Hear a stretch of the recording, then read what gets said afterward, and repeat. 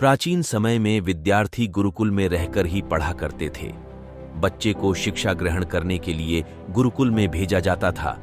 बच्चे गुरुकुल में गुरु के सानिध्य में आश्रम की देखभाल किया करते थे और अध्ययन भी किया करते थे।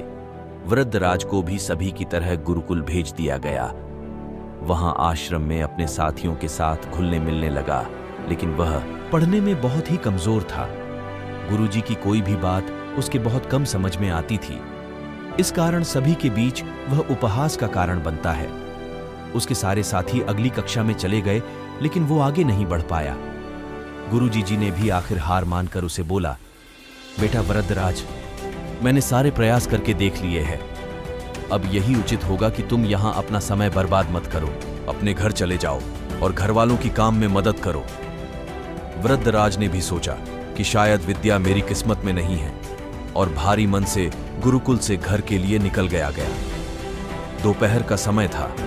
रास्ते में उसे प्यास लगने लगी। इधर उधर देखने पर उसने पाया कि थोड़ी दूर पर ही कुछ महिलाएं कुएं से पानी भर रही थीं। वह कुएं के पास गया। वहां पत्थरों पर रस्सी के आने जाने से निशान बने हुए थे। तो उसने महिलाओं से पूछा, यह निशान आपने कैसे बनाए? तो एक महिला ने जवाब दिया, बेटे, यह निशान हमने नहीं बनाए। यह तो पानी खींचते समय इस कोमल रस्सी के बार बार आने जाने से ठोस पत्थर पर भी ऐसे निशान बन गए हैं। वृद्धराज सोच में पड़ गया। उसने विचार किया कि जब एक कोमल से रस्सी के बार बार आने जाने से एक ठोस पत्थर पर गहरे निशान बन सकते हैं, तो निरंतर अभ्यास से मेन विद्या ग्रहण क्यों नहीं कर सकता। वृद्धराज ढेर सारे उत्साह के साथ वापस गुरुकुल आया और अथक कड़ी मेहनत की। गुरुजी ने भी खुश होकर भरपूर सहयोग किया।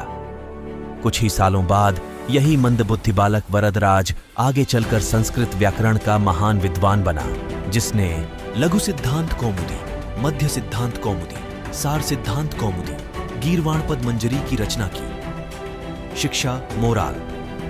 दोस्तों, अभ्यास की शक्ति का तो कहना ही क्या है। यह आपके हर सपने को पूरा करेगी। अभ्यास बहुत जरूरी है, चाहे वो खेल में हो या पढ़ाई में या किसी और चीज में। बिना अभ्यास के आप सफल नहीं हो सकते हो। अगर आप बिना अभ्यास के केवल किस्मत के भरोसे बैठे रहोगे, तो आखिर में आपको पछतावे के सिवा और कुछ हाथ नहीं लगेगा।